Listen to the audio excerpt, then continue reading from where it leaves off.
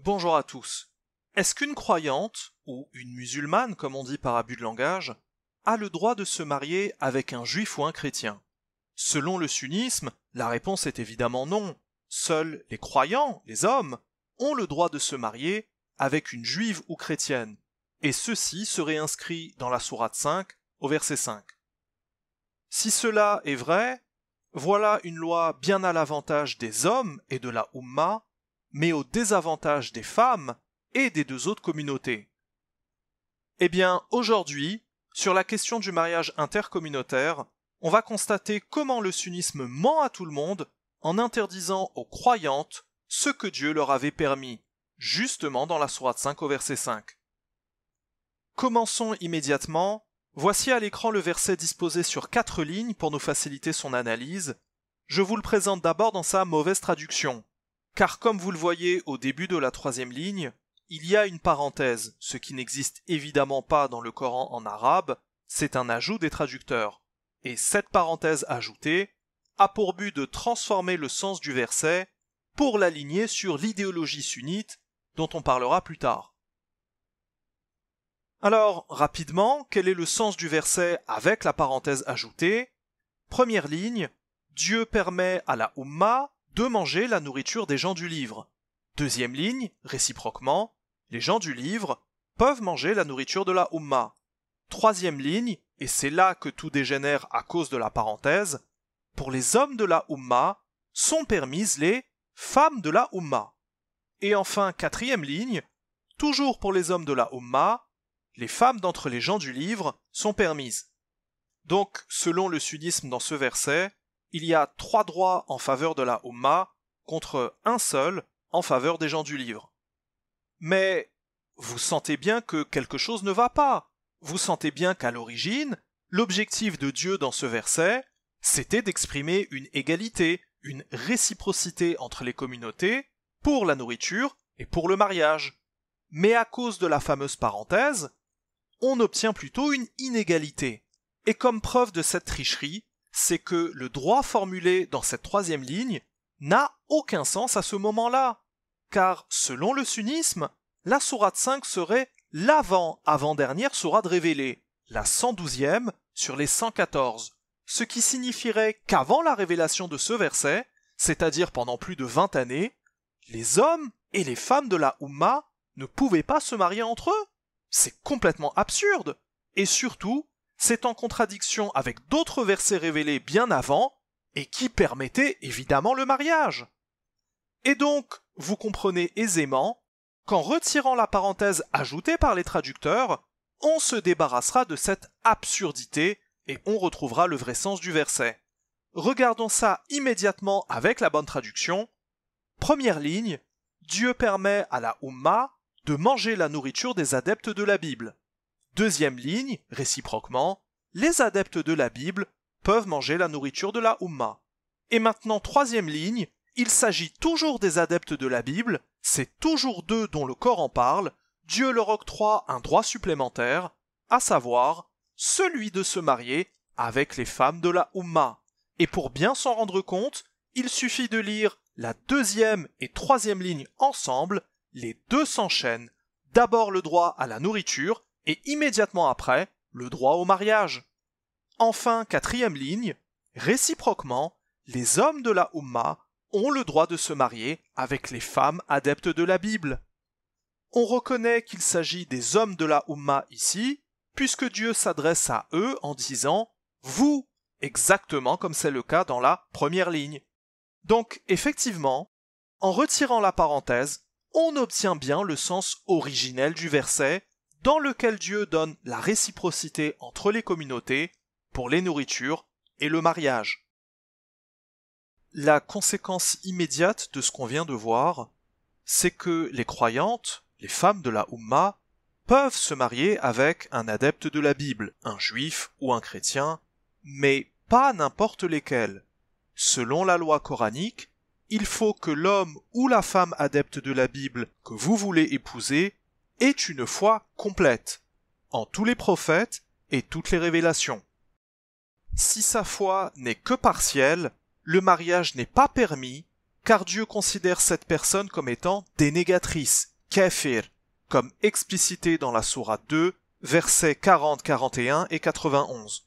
Et à ces versets s'ajoute la sourate 60, verset 10, dans lequel il y est explicitement écrit que les femmes ne peuvent pas être mariées à des dénégateurs. Le verset décline aussi le cas pour un homme qui serait déjà marié à une dénégatrice, il se doit de la quitter. Ajoutons à ça la sourate 5, versets 72 et 73, qui précise que les chrétiens qui diviniseraient Jésus et qui adhèrent au dogme de la Trinité sont des dénégateurs. Donc le mariage avec eux n'est pas possible, que ce soit un homme ou une femme, évidemment. Donc, pour le Coran, les mariages intercommunautaires sont permis, aussi bien pour le croyant que la croyante, à condition que l'époux et l'épouse aient une foi complète. Et justement, le Coran rend témoignage qu'il y avait des juifs et des chrétiens qui avaient une telle foi dans 29-47 et dans 13-36. La foi en la Bible et le Coran, ainsi que dans tous les prophètes, en y incluant Muhammad. C'est donc avec eux que le Coran permet le mariage, et non pas avec tous les juifs et tous les chrétiens, ce qui inclurait donc les dénégateurs et dénégatrices. Vous constatez qu'il n'y a pas une, mais deux contradictions entre le Coran et le sunnisme. Premièrement, pour le Coran, les femmes de la Ummah ont aussi le droit au mariage intercommunautaire, pas seulement l'homme. Deuxièmement, pour le Coran, un homme de la Ummah ne peut se marier avec une juive ou chrétienne que si la foi de cette femme est complète. Expliquons maintenant pourquoi le sunnisme a volontairement corrompu le sens du verset en ajoutant cette parenthèse dans les traductions du monde entier et aussi imposé en arabe une interprétation, un tafsir, fallacieux. La raison est en fait simple. À l'époque, c'était le père qui imposait sa volonté et qui transmettait son héritage aussi bien matériel que spirituel aux enfants. Et donc, si une croyante était mariée avec un juif ou un chrétien, les enfants deviendraient immanquablement juifs ou chrétiens, car la femme vivant chez son mari et qui lui est soumise n'arriverait évidemment pas à imposer sa propre foi à ses enfants. Et du point de vue du sunnisme, ce mariage reviendrait à renforcer le rival juif ou chrétien au détriment de la Ummah. Vous comprenez maintenant pourquoi le sunnisme se devait de trafiquer le sens du verset. Mais on va rapidement décliner deux cas dans lesquels la crainte de renforcer le rival juif ou chrétien existe pourtant au sein de la loi sunnite, ce qui vous permettra de constater à quel point cette loi est complètement insensée, tandis que celle du Coran est sensée. Il s'agit du cas du divorce et du veuvage. Rappelons que, selon la loi sunnite, seul un homme de la Ummah peut se marier avec une juive ou chrétienne sans même que la foi de cette femme ne soit complète, ce qui contredit donc le Coran.